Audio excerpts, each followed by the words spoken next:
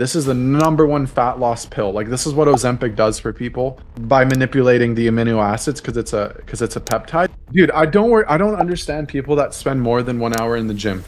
Having a hard workout is not a success metric whatsoever, and most people in the gym do not look like they go to the gym. Huge red flag. Yeah. Right? Like you'll just be a menace to your family, to your work. You won't find enjoyment in life, and you do not want that. You don't imagine if you put that energy into building a business. How much more successful would he be Yeah. than like some gooner, right? It's so powerful to the point where in that book, people have like cured their allergies. They've cured their ability not to hear, like some crazy ass shit, right? Like take It's plastic. yeah. I So have that has a big effect. Right? There's no baby now that's born without some trace of microplastics in it. If I get sick, I get really sick once every 2 to 3 years. That's actually insane. And like, I had a botched operation, so I couldn't walk until I was 5.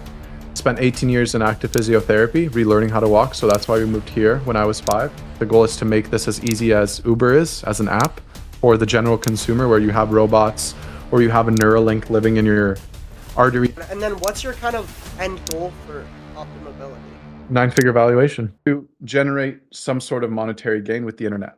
They're not the ones doing that physically, right? Like if you go back 200 years, everything was physical. We would have to get up, get out of bed, do whatever task, get shekels, go home, plant the farm, and then repeat.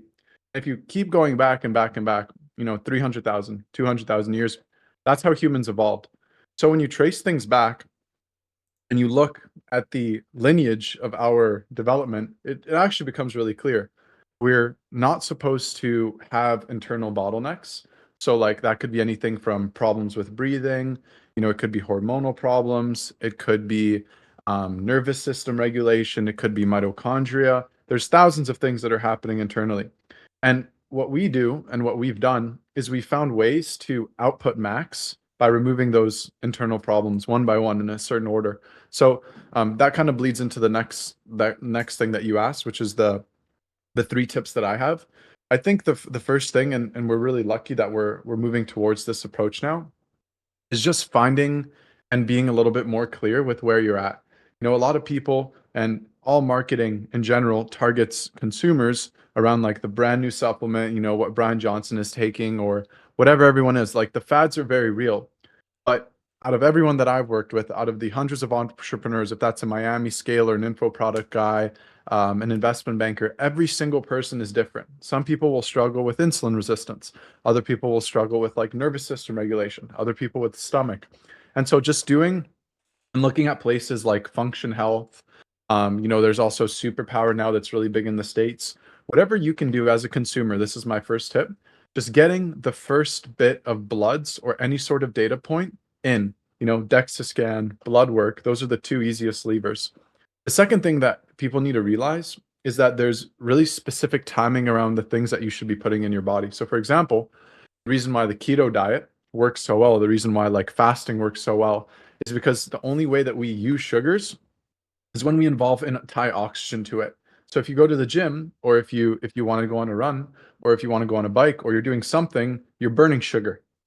The problem is our diets and what's easily accessible now, like Uber Eats, makes sugar and it makes carbs so easy to stack that people just forget about it, right? So tying sugar around workouts is a game changer.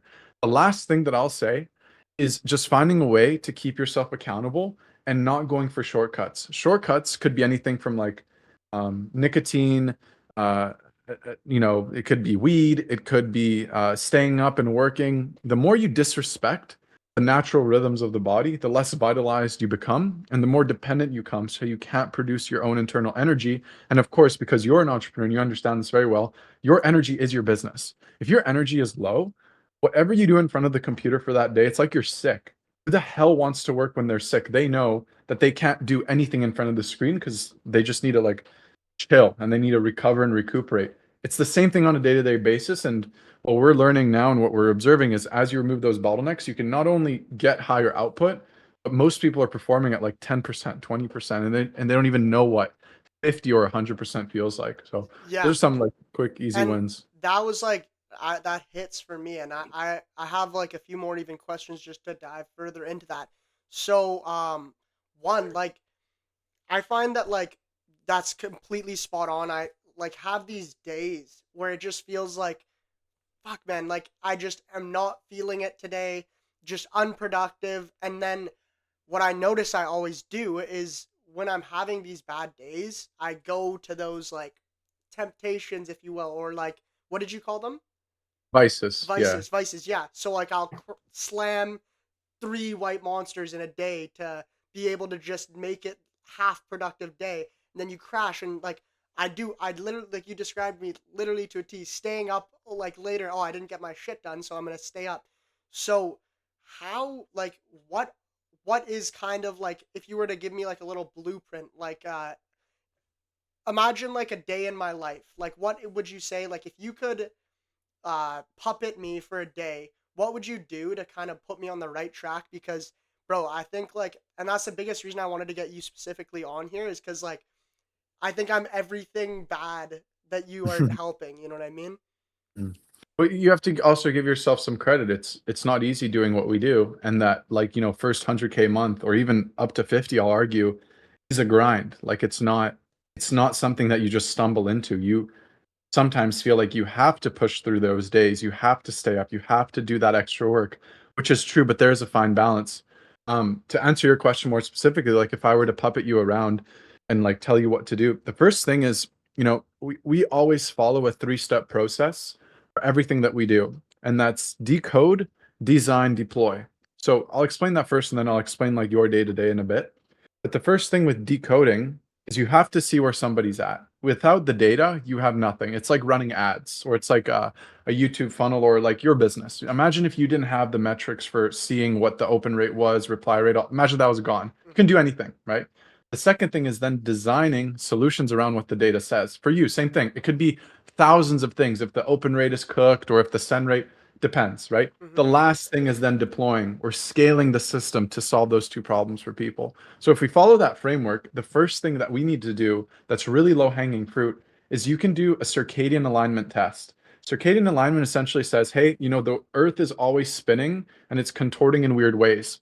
If you're born in Norway, you get the sunset so much later in the day, and your bioavailability to, like, I don't know, weird animal, let's say camel. You've never seen a camel. You probably can't digest a camel well, but you can digest fish really well, right? So your genetic and your lineage and what your genes are used to is used to a higher bedtime relative to the equator. Whereas someone like me, like I was born in Bulgaria. My bedtime and sunset time are different. So just by doing a simple sleep test and aligning your sleep and wake up times around that, there's different ones. There's like dolphin, intermediate, bear, will give you the natural sleep rhythms. So that way you're not feeling like groggy or you're not feeling low energy. Because I don't know about you, but I've tried waking up at 5 a.m. and grinding, and then I just crash at 10. I have to take another nap. And then by 4 p.m., I'm a slug. And then I've tried that for like 2, 3, 4, 5 weeks. It doesn't work. It doesn't work for me. Right. Yeah, And and that's so because my, sorry Mhm. to cut you off because I just don't want to forget. Like, so when you said you're born in Bulgaria, so you have a different. Say I'm born in top of Norway. If I move, or say like I'm half Chinese, half German, but I was born in Vancouver. I've always lived in Vancouver. Like, for example, is your circadian rhythm gonna kind of switch over to Vancouver, or is that why people, for example, are like usually more happy in like Miami than like the North Pole? You know what I mean? Like, is it something that switch, or is it like when you're born and like you kind of like build out those genes and then it's like locked in, or is it like genetic from the start, or like yeah, how does because It's a yeah. good question. So think of genes as like, think of like a raw bed of Lego blocks, and you have, 10 Lego blocks in your hand, and you in theory could attach your Lego block anywhere, right? That's how Lego works. Human genes are kind of the same way, whereas like depending on what you're activating and where you are, you'll fire certain genes. We're very plastic in that regard. To answer your question more specifically, it's not necessarily about where you're born, but it's like around the timing and what genes you're currently activating now in relative to like taking into account your parents and all those things. It gets complicated. But what you want to do is make sure that you do a simple questionnaire to just get an idea of what time you should be going to sleep at naturally and waking up at. That's the first step for your like puppeteering your day to day. Okay. The second thing is removing all metabolic traffic jams. So that means high sugar, high carb, high fat, high protein around lunch, right? Because your insulin resistance is naturally high, excuse me, in the morning. And then it goes down with your cortisol. So that way you feel tired because your body doesn't want to break down sugar or it doesn't want to produce energy when you're sleeping, right? Those two things are naturally inversely correlated. So aligning your food around that. Obviously, here we can get very in depth with like the testing. A blood test will tell us if you are insulin resistant or if you have problems absorbing certain things. So fitting that into the plan for the day as we move into lunch. So lunch is high carb, medium protein, low fat. So you're not clogging your arteries and crashing at 2 p.m.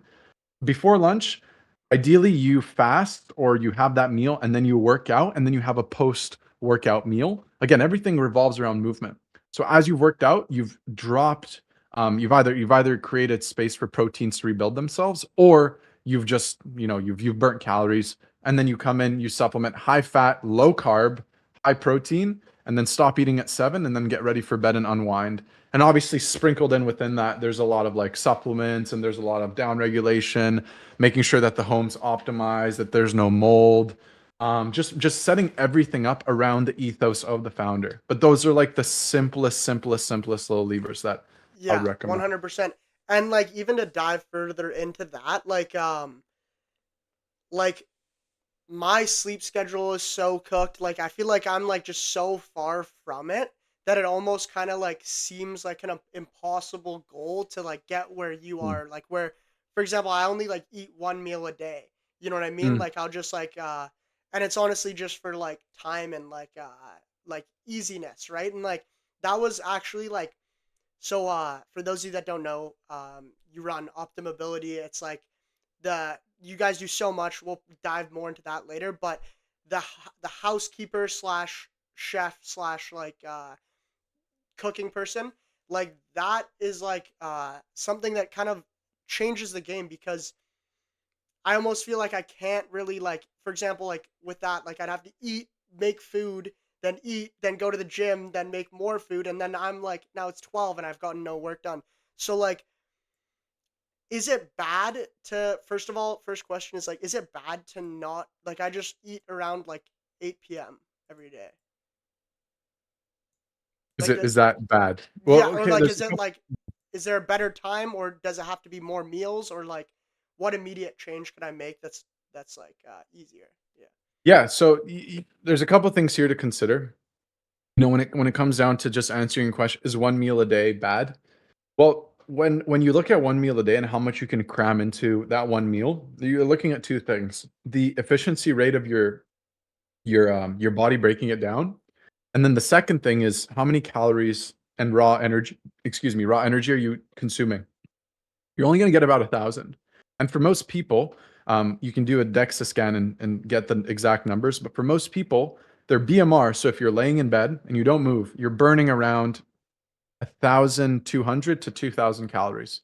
I burn 2,000 because I'm high muscle mass, right? Mhm. And I'm just bigger, I'm taller, I need more calories. Yeah. So for you, what's essentially happening right now is, and can I challenge something that you said a little bit? Yes, yes, yes. Of course. Okay, Feel sweet. free to say anything, bro. Like it's open Okay. space, and I really want to like learn and take from this. Okay, great. So the first thing is you have to make the connection in your mind that you are output.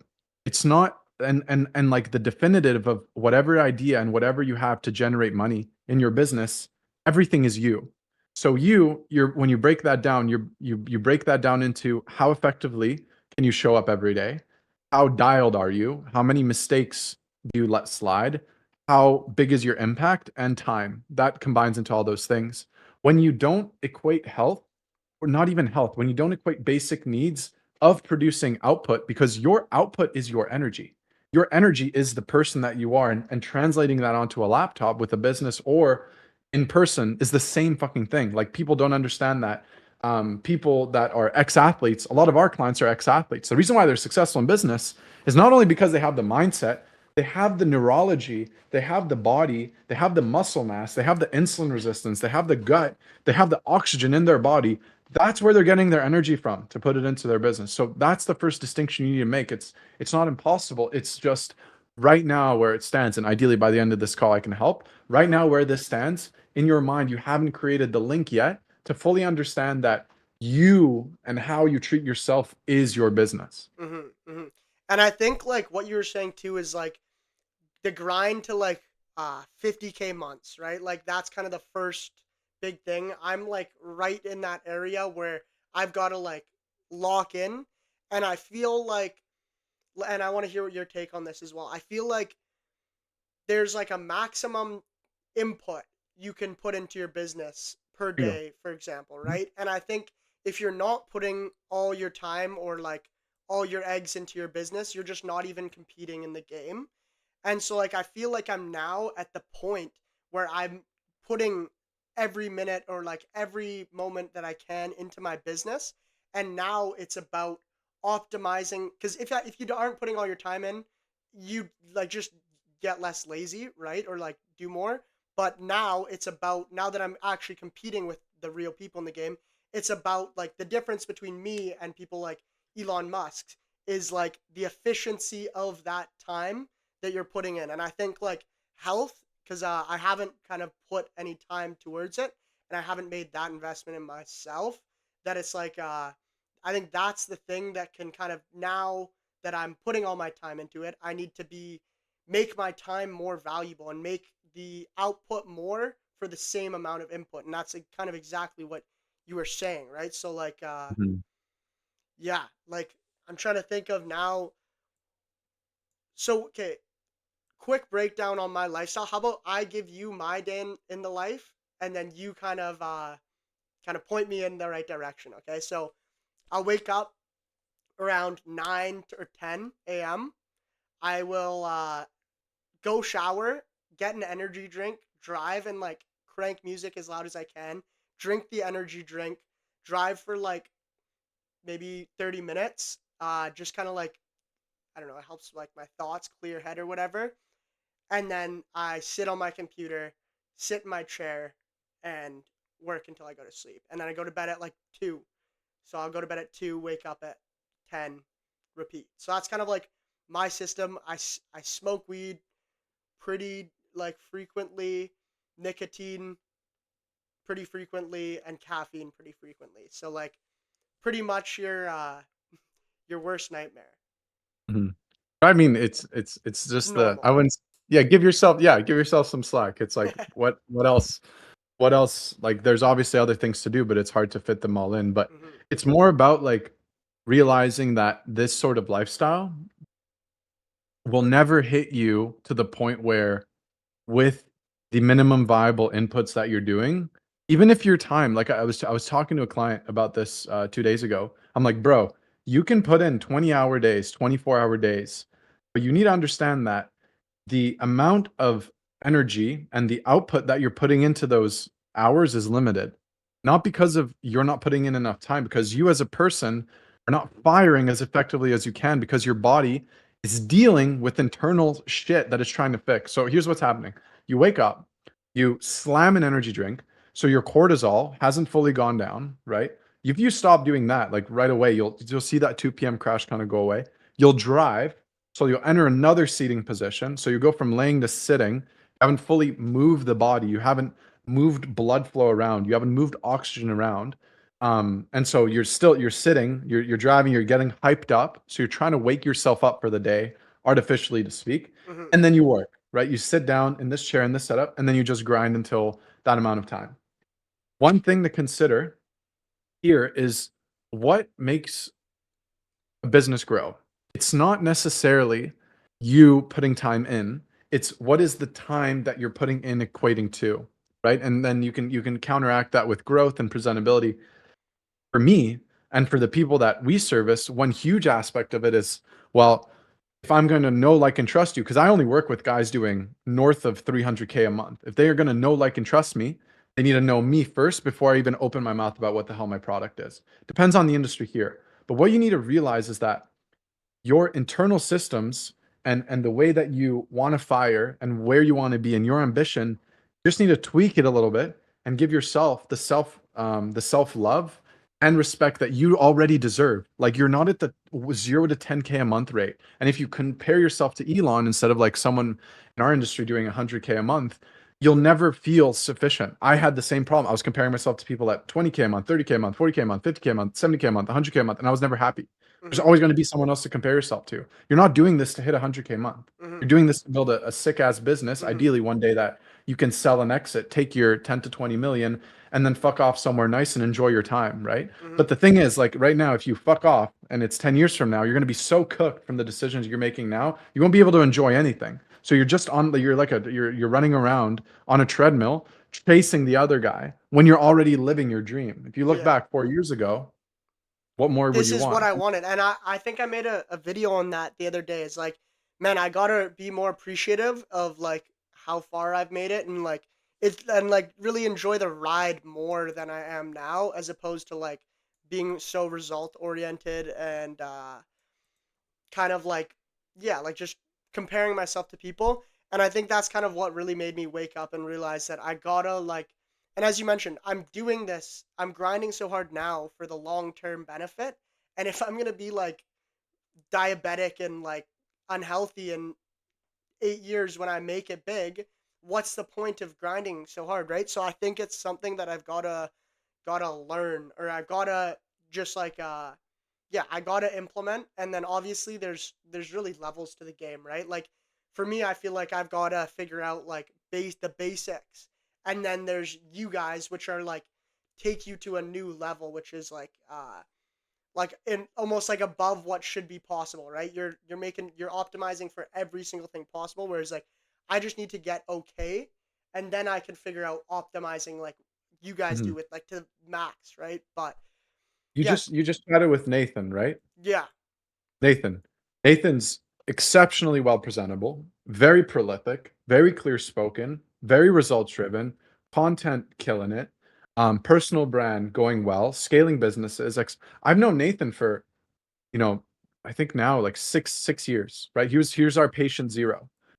See him go through, traveling around, party hopping in Australia, which is obviously like you're supposed to when you're young and you're successful, to the man that he is now and how stoic he is, and that he doesn't need anything else. He's completely satisfied. He's completely happy in the now. That's where life gets good, is now. And it's already good. It's just the ego and all these internal problems and not giving yourself that self-love to build what you're already going to build regardless. That's the problem. It's not the next thing. Mhm. Mhm. So kind of from what I'm getting, I need to first of all, okay, so what, this is actually an interesting question. So a big thing you said is I need to be moving, I need to get a little activity, get the blood flowing.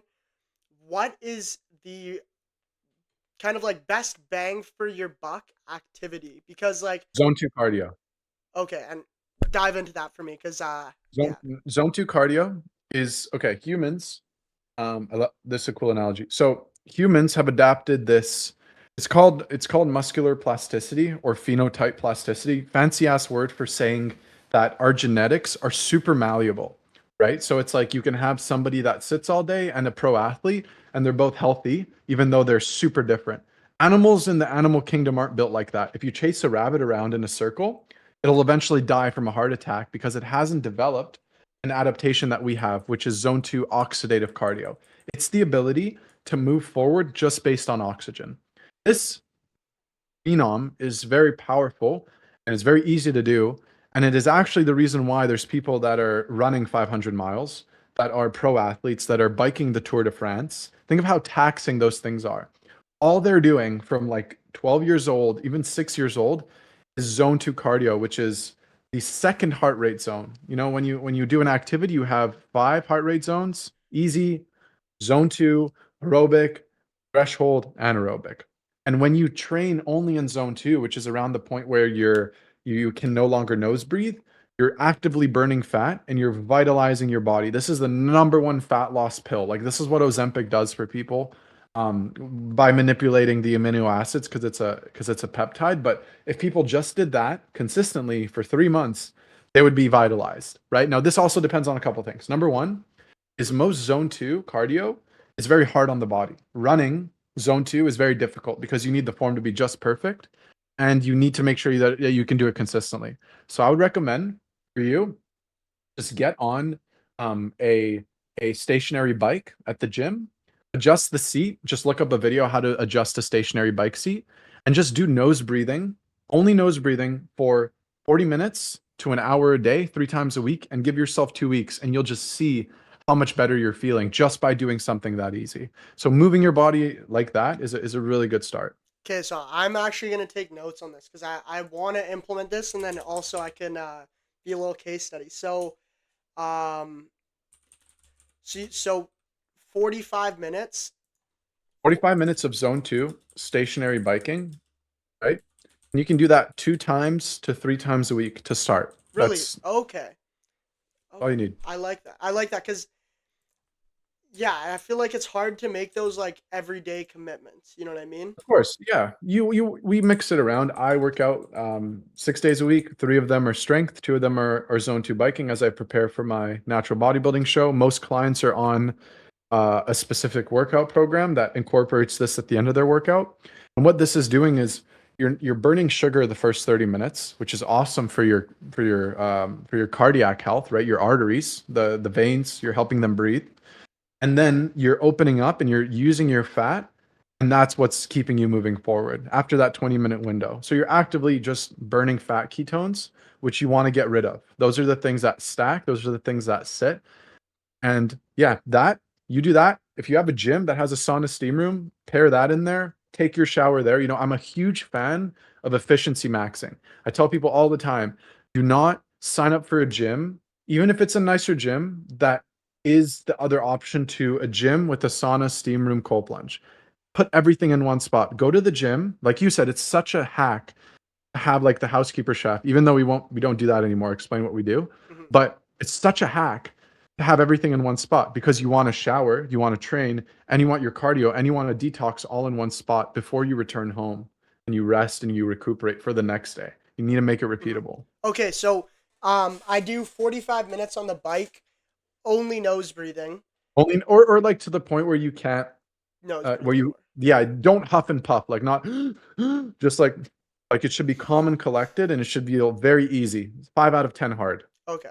And so then I just go to like the community center and they've got a sauna steam room, and then they don't have a cold plunge, but they have like a hose that's like cold Perfect. water that I so like what's the routine in there? Like what do I do? Because I actually do I like enjoy that stuff. So it's like a Perfect. lot easier to do that kind of thing, right?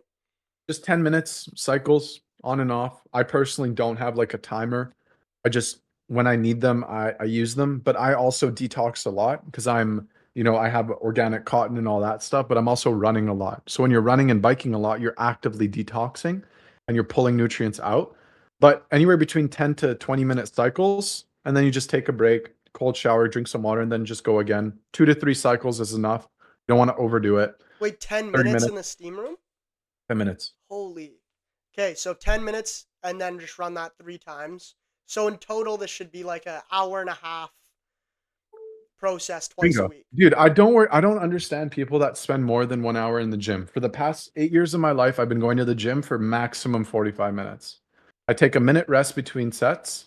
I do 12 exercises and then I go home. There's no need for me to chill there. I don't understand. Like having a hard workout is not a success metric whatsoever. And most people in the gym do not look like they go to the gym. Huge red flag, Yeah. right? Like that's when you know who knows what they're doing. Yeah. And the guys that look like they go to the gym are just usually On gear. roid heads, Yeah. yes. Yeah. Yeah, okay, that's super interesting. And then okay, so now I'm done the steam room. Now can I just like pretty much hunker down, work all day, or like do I have to do anything else on the days that I'm not doing that, or would you say like if I just check these 2 boxes per week, then I'm kind of good on the exercise kind of thing, on the exercise scale?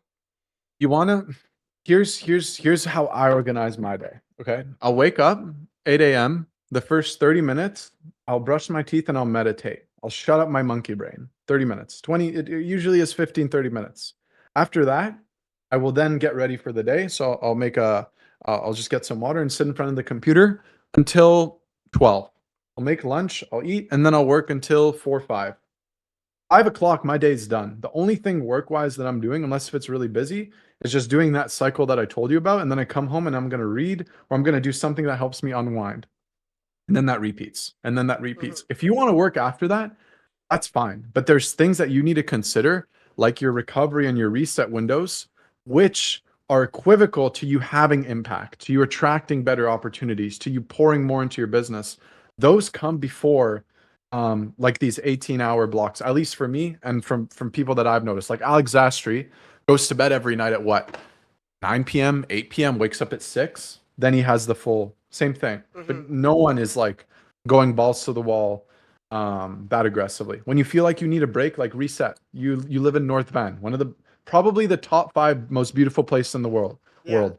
Get some nice shoes on and go for a 20-minute walk and no phone, no radiation, no bullshit, no Wi-Fi, and just think and then come back, reset again. Yeah, and That's I what think you that's like what I kind of chase with going on drives is like that reset or like kind of clear your head. And I think going on a walk, for example, is the same thing but way healthier, right? of course you need a ground. The ground produces um, inverted invert invertly associated neurons and electrons to us. So when we ground, it's very calming, right? So being able to ground yourself consistently, you can do that with barefoot shoes or with just walking, helps your body and your nervous system reset. You know what I've seen some horrible cases where people will spend 10 to 20 years of their life with their nervous system dialed to 10 or 9, and that does not go away. That stays on you to the point where you'll have manic episodes. You won't be able to sleep. You won't be able to reproduce. You won't be able to calm down. You'll just be a menace to your family, to your work. You won't find enjoyment in life. And that's, you do not want that. You don't want to give your cortisol the power, even if right now, how old are you? 22.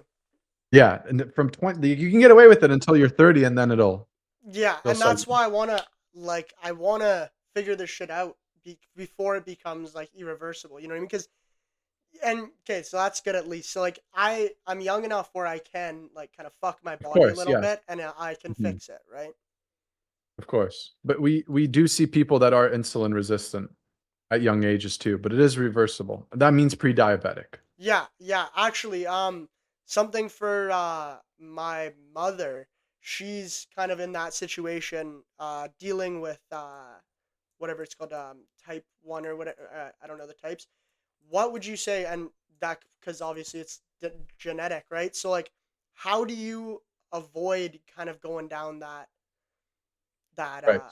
I mean, we only focus on like output maxing. So like everything that I've kind of said is cognitive related to equating to growing your business really fast and things. But Mhm. from a medical perspective, there's obviously a lot of pre-say and pre-qualifiers that I would need to have based Yeah. on her data before I make anything. But Oh yeah. just like broadly, type 2 diabetes and insulin resistance is reversible when there is, like we talked about, consistent movement and reoxidization and helping your cells and your arteries reclaim the ability to manage sugar more effectively. You can do that with zone 2 cardio, assuming that nothing gets in the way, assuming that nutrition is perfect, carb timing is huge, not spiking your insulin when you're eating. So that means eating fiber, proteins, carbs in that order, because that's how it sits in your stomach.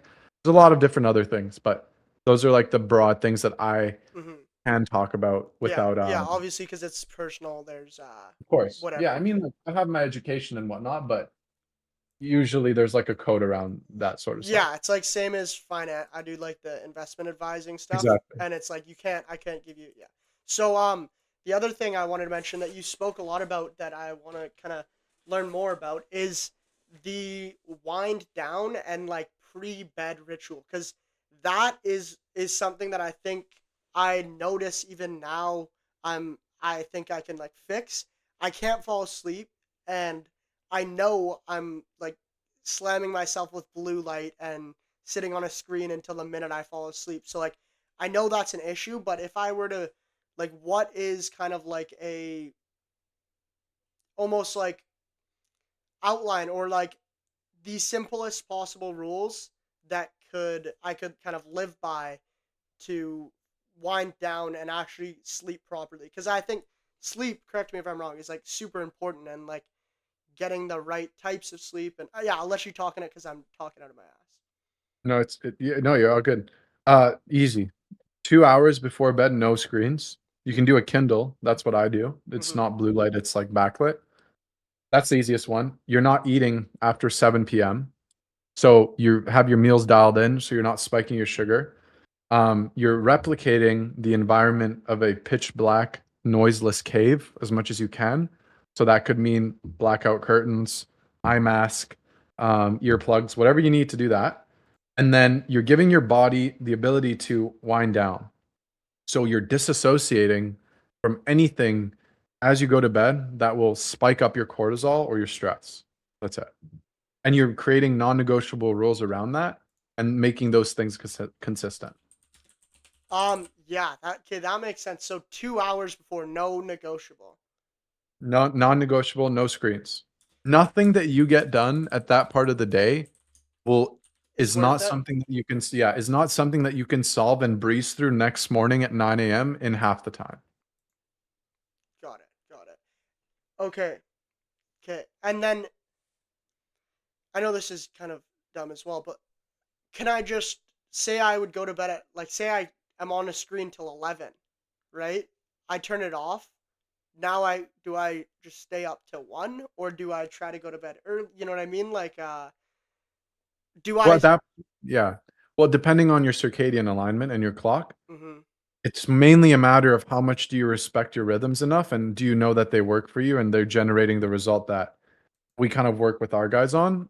And if you've already disrespected that, and at that point, just do as much as you can to get yourself back in line. It's not necessarily like a good or bad thing if you stay up or not. It's more of a you thing and being on top of that and making sure that you're disciplined with your recharge windows. So you'd say it's kind of like, I guess, kind of like anything where it's like, as long as I make improvement, that's all that matters. It doesn't, you don't, it's not an all or nothing. Like, just having less screen time before bed will help. Yeah, it's all about improvement. We had a guy we signed 2 weeks ago. He was sleeping between, well, he wouldn't sleep 3 days a week. And then when he slept, he would sleep 4 to 6 hours when he slept, not even six. This week, he slept two 8 hour sleeps and two 10 hour sleeps. And he slept through the entire night. That's because he had mold, which we were able to identify. And we put a special air filter in his home and we told him to open his window. And then we change all his shit around with his training and his food. He's on zone 2 cardio and he's on a high fiber, low carb, caloric deficit. Everything that I've just explained to Mm-hmm. you, and he's already feeling so much better. So he's not perfect yet, but he's seeing improvements, and Yeah. that's all that matters. But just know the ceiling for improvements is so high that at one point you get past the like I don't want to call it goober zone, but you get past the Clash Royale Pro zone and you get into like the ability to really just live in this zone where you have to do these things, not because I'm telling you to, but because doing it any other way won't give you the same amount of energy or output. That's all it is. Yeah. It's It's as simple as almost it is. like, in a way, you're almost addicted to it. Like, it's Exactly. just a good addiction, right? It's the only way to live because I'm not fooling myself. I'm Mm-hmm. not taking a Zyn and saying I'm gonna be productive.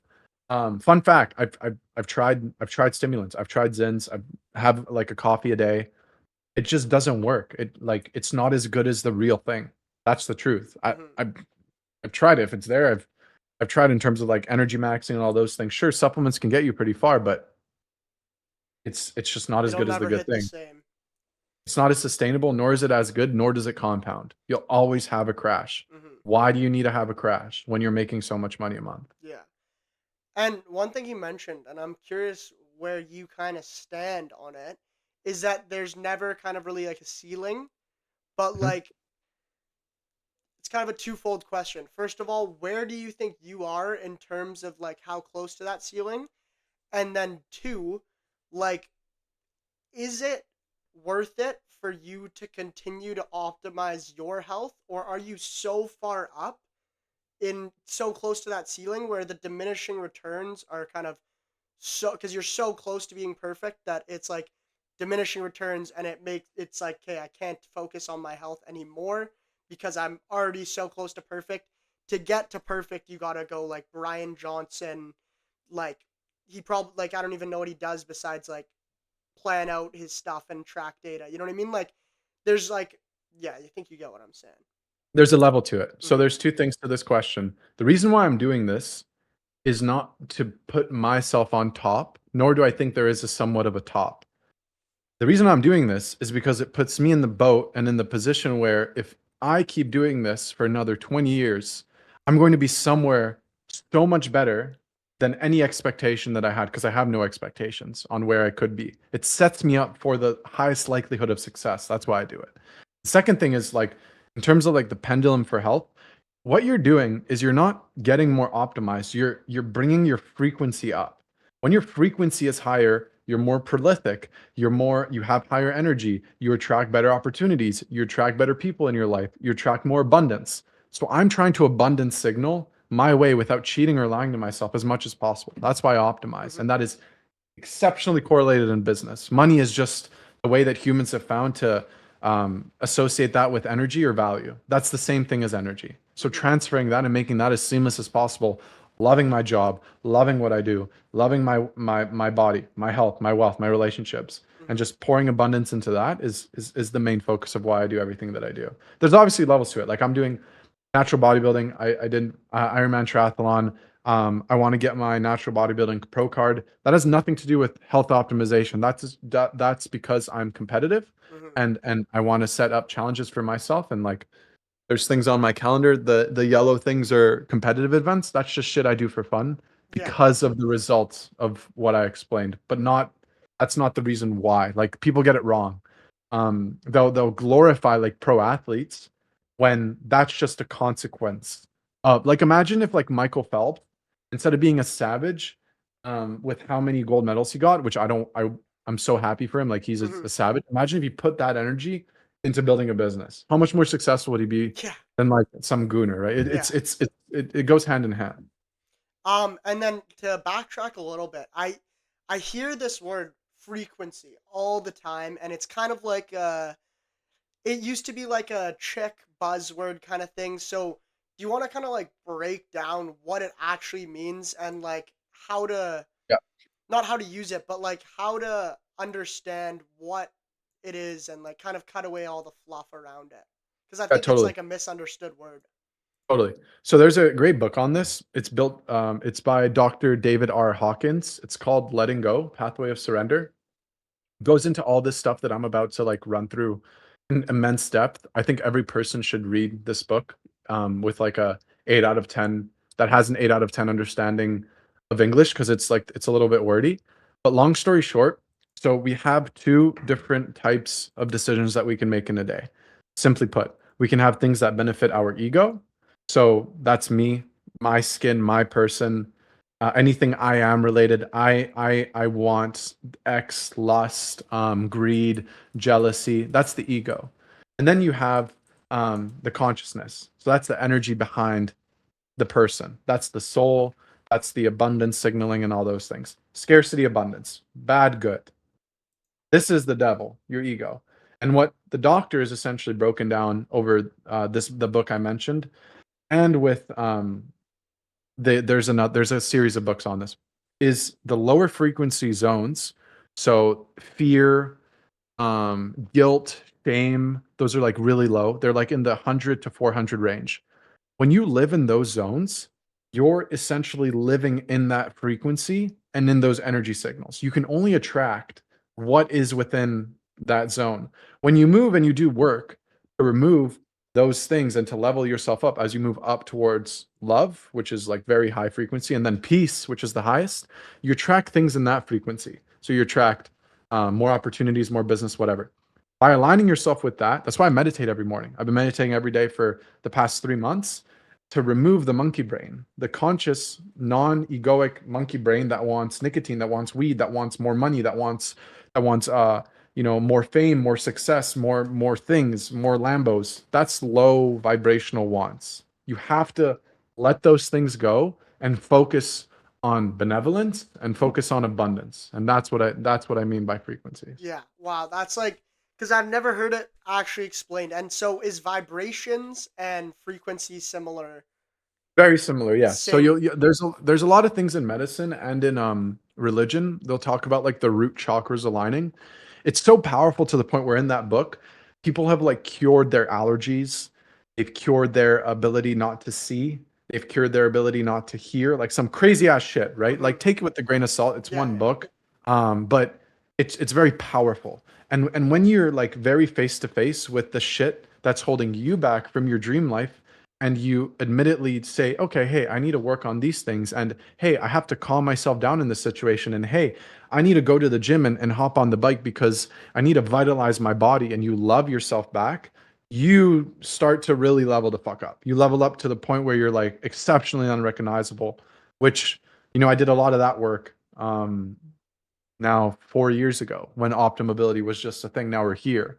I have no expectations about anything, but like, big reason why is the mindset behind Hmm. going through that. Not perfectly, but just knowing I have an ego and I have a consciousness and I can't take this guy too seriously. He's an asshole and he doesn't want what's best for me. Sometimes he's going to fail. Sometimes he's going to have hard times, but he'll get through it. That's truly what makes an entrepreneur is the ability to recognize those things and live through that. Hmm. So you said ego, and what was the other one? Like, what did you It's name it? your consciousness Consciousness. or just consciousness. Yeah. Yeah, and so those lower level frequency kind of thoughts or kind of states. Yeah. Yeah, Would it's you it's say? it's called vibrational zones here. Is there a screen share on this? Oh Yeah, yeah, sweet. yeah. Yeah, see, you can look it up. Vibrational zones. Very, very popular. There's peace, Hmm. there's joy, there's love. Very talked about. The Yeah. problem with humans is that we are very good at not at like spinning shit off to the point where it can come across as highly attractive, but it's actually not good for you at all. Social media is a great example of that, where people will present things like you'll have people that are really charismatic, but they're really salesy, and maybe they'll sell you something that you might not need, but because they're charismatic, you get fooled, and then you get fucked. But Hmm. internally, if you can be really dialed with doing things in Yeah. these Do you upper want to? zones, Sorry. Do you want to stop screen sharing just so the yeah. frame goes good? Yeah. Sorry, my Nice. bad. No, no, no. Yeah, I think it's great to show that as well. Yeah. It's insane how it. And is it actually about like vibrations and stuff like that, or is it more so like kind of concept, or like does it have anything to do with like is stuff vibrating inside your body and stuff? Yeah, all the time. The whole universe is built on just vibrations and energy and how quickly things are moving with like everything from sound to hertz. It's all everything's always moving. Hmm. Okay, and then we got a question from the chat. Maxwell, I'm not sure if you know him, but he's asking what types of daily vitamins or supplements would you recommend? He wants to start taking something that's if it's like beneficial, and he doesn't do anything right now. So it's like I guess baseline, no uh no current supplements, no nothing. So if I guess it's just like the most basic ones that you think would be the most broadly usable. Yeah, they get that question a lot. First thing I'll say to preface what I'm about to recommend is you definitely want to get bloods done or pulled if you truly want your supplements to work for you. Anything that is outside of getting bloods done, although it may seem inaccessible, is it's just you're trying to jump to the benefits of taking a pill or a supplement for something, which is fine, right? But just know that if you take blood work, you'll have a really clear picture of what to do, especially with LLMs nowadays. It'll be a lot better than just trying to like it's like a shotgun versus a sniper. But going into that, the things that I would recommend most people taking very simple. So the first thing is a vitamin D3 K2. You want around 10,000 IUs a week. And that's essentially it's a steroid hormone in the body, or it's related to a steroid hormone in the body, but it doesn't have a steroid property. It's a natural vitamin, and what it does, it's like the nurse and the coroner for the body. So it'll look at every cell and it'll tell the cell, "Hey body, this cell needs these nutrients. Come give it to them." Or it'll look at a cell and be like, "Hey body, this is a bad cell. Immunity profile. Come here and kill it." You naturally get this from the sun, vitamin D. A lot of supplement brands and stores will sell you vitamin D, and vitamin K2 separately. You want to make sure that they're combined so that it deposits in the right areas. Otherwise, what can happen is if you take cheap supplements, or not the best ones, they can be filled, they could be packed with things that you don't want them packed with, and just a lot. So just make sure you're taking a supplement that's scanned. We use FullScript. It's like a provider network. You don't want to be ordering random things on Amazon or on the internet. Just go to FullScript and it'll give you a list of all the best reputable brands. The next thing that I would recommend is creatine. A lot of studies on creatine. You know, the phosphocreatine system, the glycolytic system, our brain matter really benefit all around, just like muscle mass, water retention, just helping the brain fire cognitively is solid. And then I'll do one more. Or sorry to cut you off because that's actually so like I think it was about like a month or two ago when I like kind of woke up to realizing I'm abusing my body and I can't keep doing this. And I tried to pick up like a couple kind of like what you said, just make small improvements. So I don't go on my phone until like I'm back from my drive, which was one of them, like right when I wake up. And the other one is creatine. So like I take like 2 scoops, like 10 grams of creatine per day. And the final one was I drink a lot of water and I have like a little dropper and it has like salt, magnesium, the whatever the Yes. electrolyte. So I put it in my water when I drink it. Um, First of all, like, can you break down a little bit more creatine and what it actually does? Because not, I know it sounds bad, but I kind of just took it because everyone said it's good, right? Like, Mhm.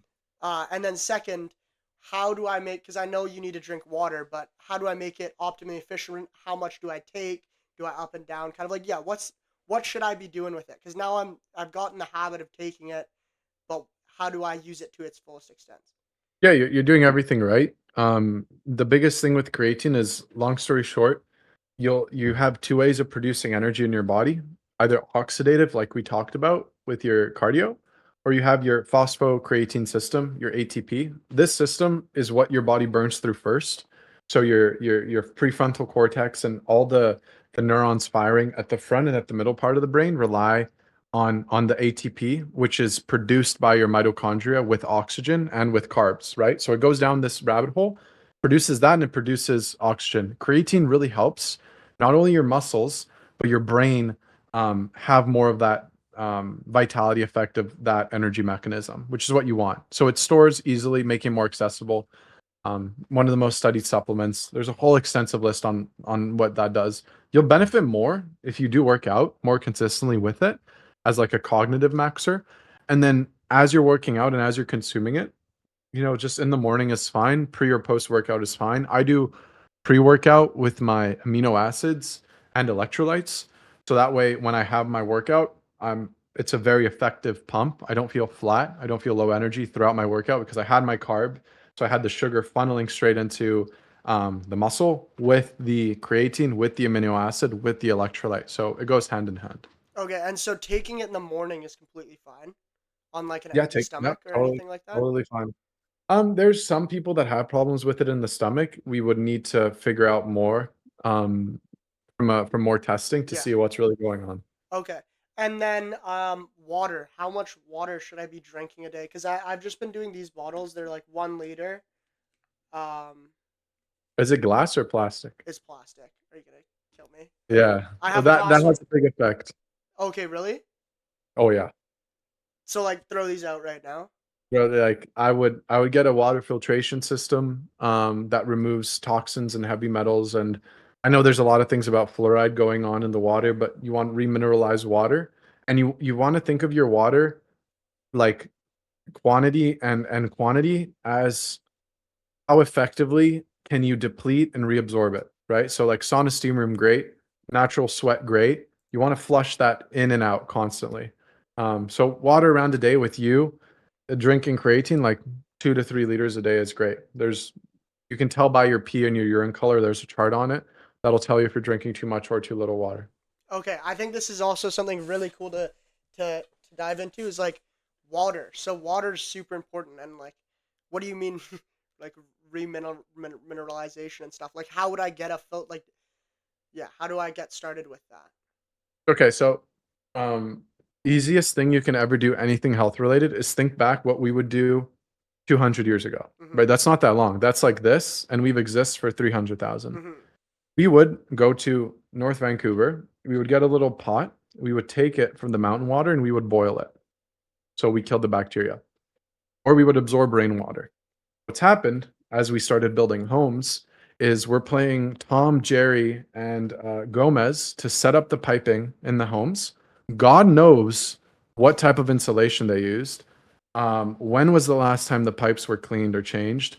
What coating is on the pipes? We don't even know what freaking material the pipes are built with, right? It could be copper, sure, that's great. And that, do we know what the live city's water dosage is, or like what the exact contaminants in the water are? Or we just open the tap and we just drink what's there. That's an assumption. And that assumption has the power, around the world you see it to be quite deadly, or to be to the point where the water is not being properly treated for the amount of people that need it, right? To clean your hands, shower, it's a lot of water.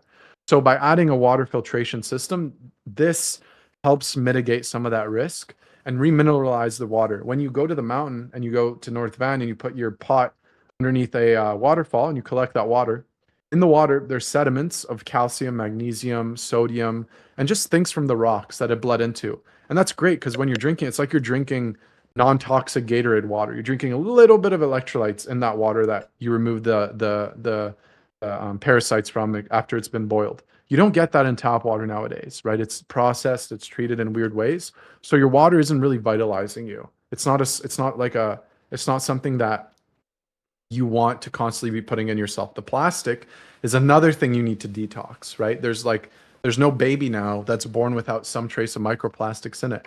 That's something you want to like help eradicate. Not only that, heavy metals, parasites, they can slip through and find cracks with things that are left untreated. So that's kind of like the tip of the iceberg with some Yeah. of those things. So in terms of like execution, um, how how do you filter your water? Like I know it's like super basic, but like is there just like a machine you buy and you like hook it up to the water Yep, tank or? you can just get one that you can fill on your countertop. Mhm. There's a Santivia glass one. Those are great. There's a one that you just get a plumber to come by and install underneath your sink. Those are great too. What There's a lot about of the Brita? Is Brita bad?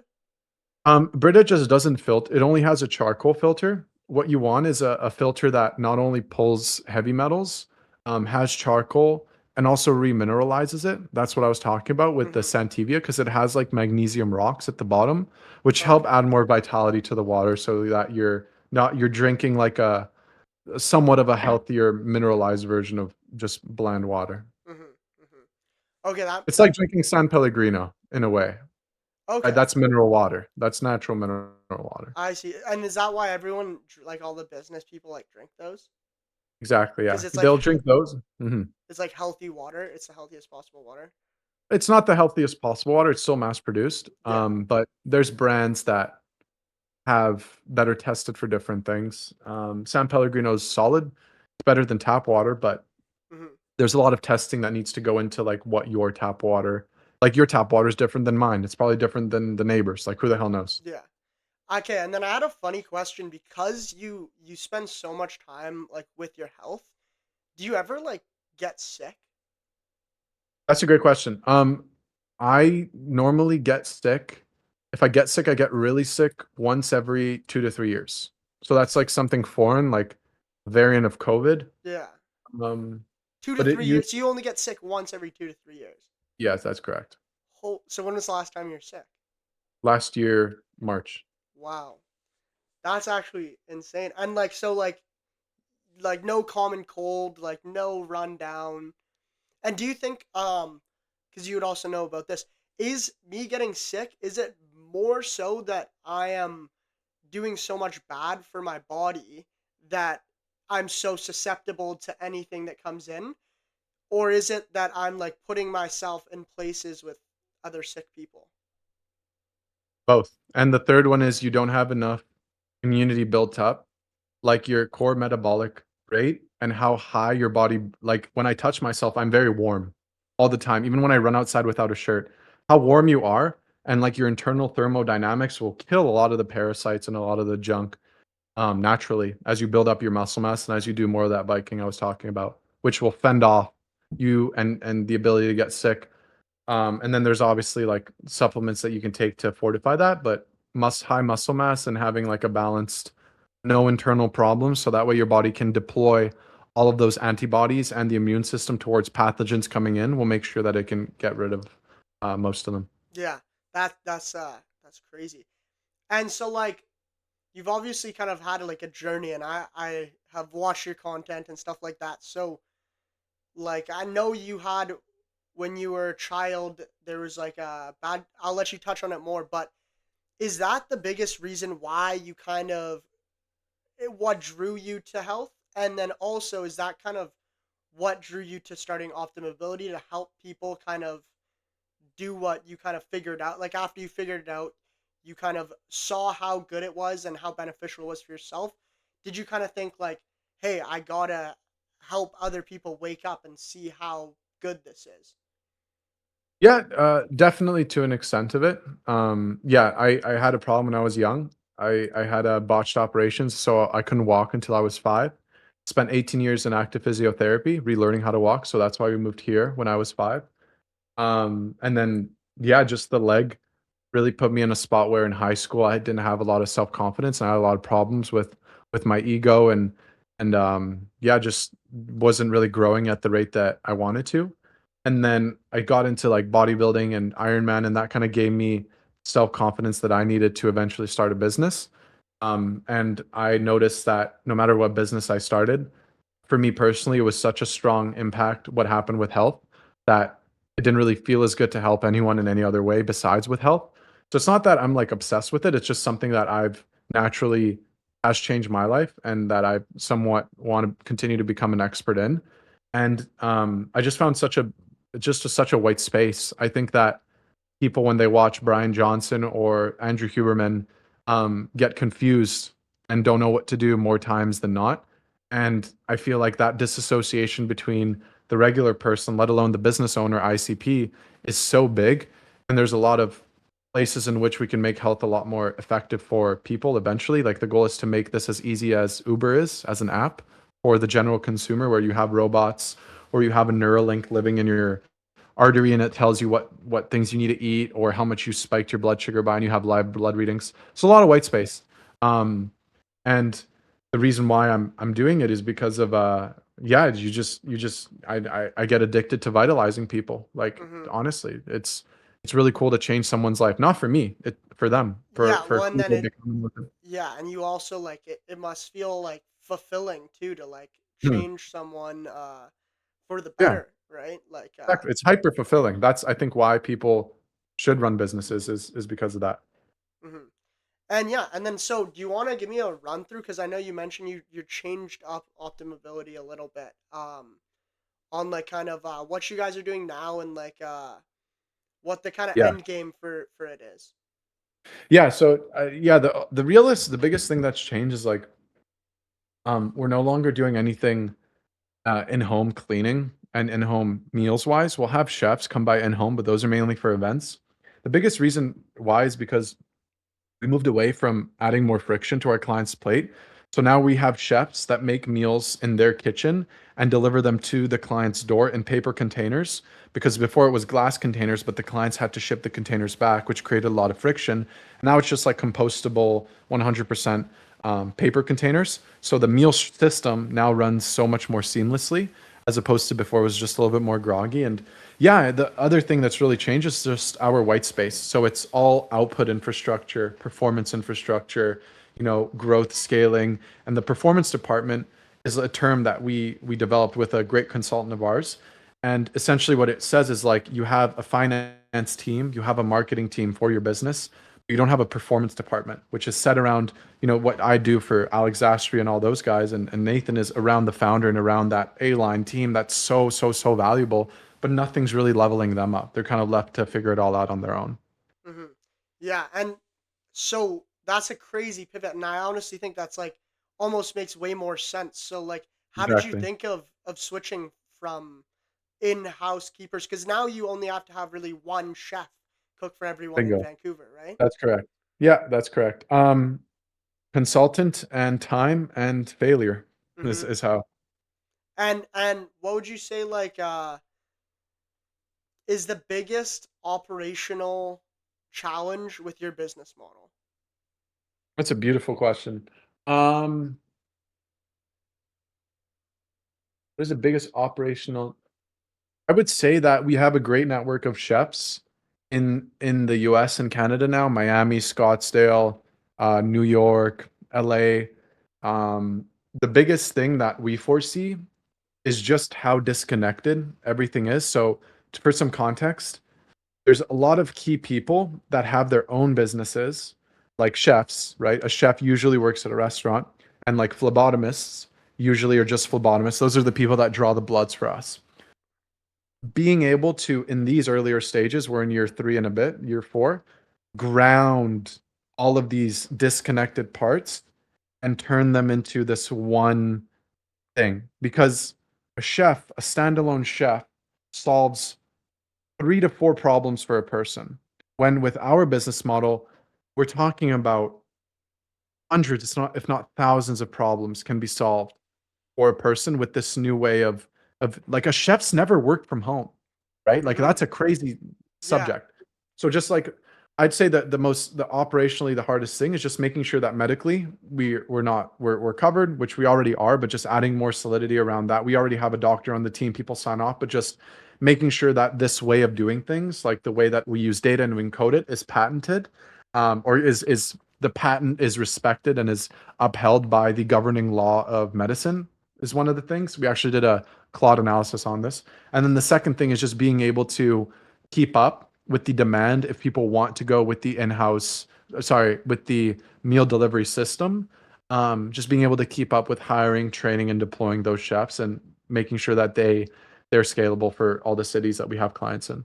Yeah. And so do you have like different packages kind of thing, like Yeah. different levels of service and like Yeah. what's kind of like the yeah, what's like the low end to high end and in terms of price if you want to talk about price, I know it's Yeah. not and Yeah. then There's a also like services provided as well. Of course, yeah. There's the first one is a 5K USD testing package. So that involves bloods, DEXA, urine analysis, and then all the plans. So supplements, nutrition, mobility, training associated with the data. And then that's a 3 month consultation period. So all the data will come in, we'll build that with somebody, and then they're on their own. The second one, which is like the main program, is 15K for 3 months, US. And then the chef is billed on separately at cost on top of that 15K. And the chef is usually between 2 to 3K USD a month. And that's just what the client pays to have that piece installed. And then after the 3 month installation of the infrastructure of the performance department, they go into annual continuity, which is 12K a year. And then finally, there's also a 30K install where me and Martin will fly down personally and then do everything in person. And then they'll go into the annual continuity again for 12K.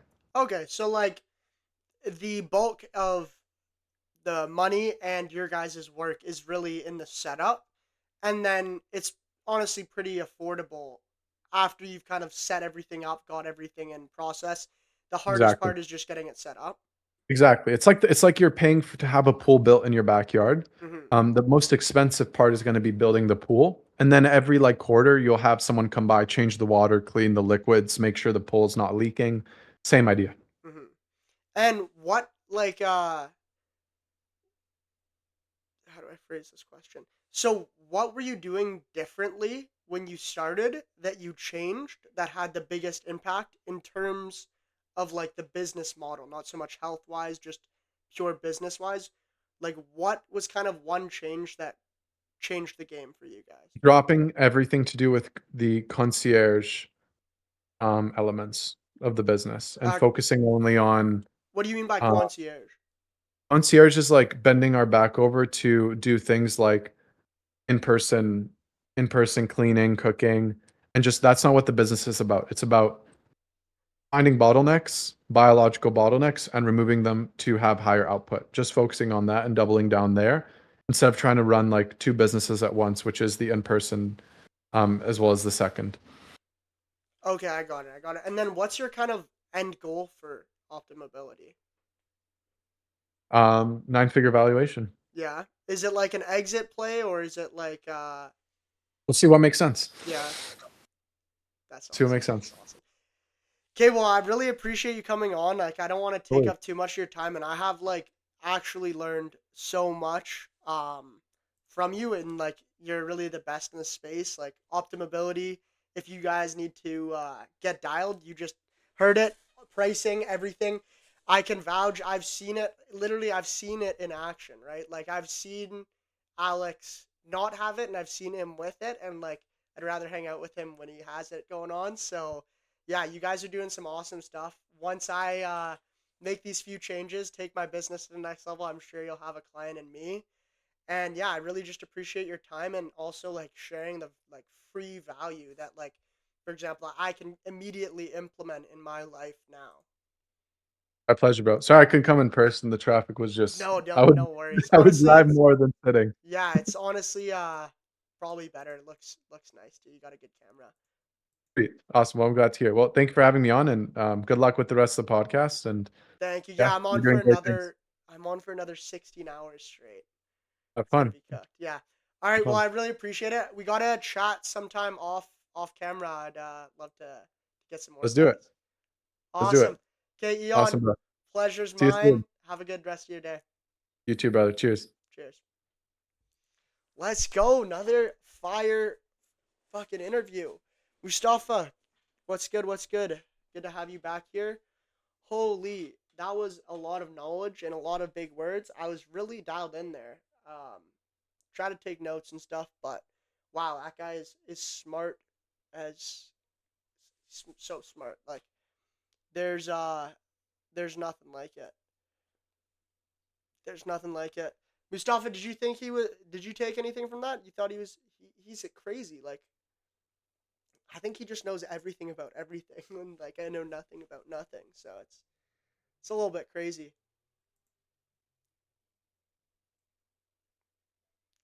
Great guy though. Very nice as well. If I do say so. I'm just gonna switch my camera.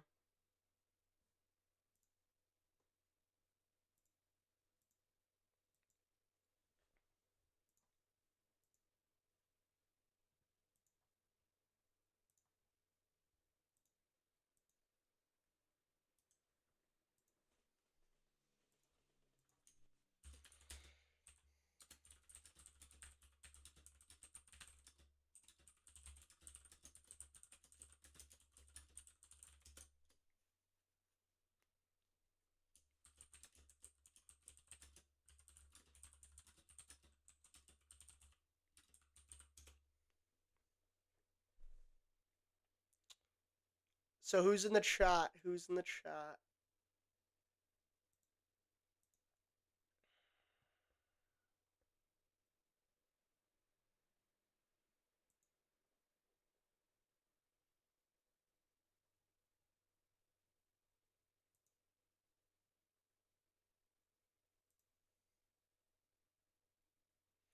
Yeah, exactly. Mustafa. So what is your business, brother? Like, let me learn a little bit more about you.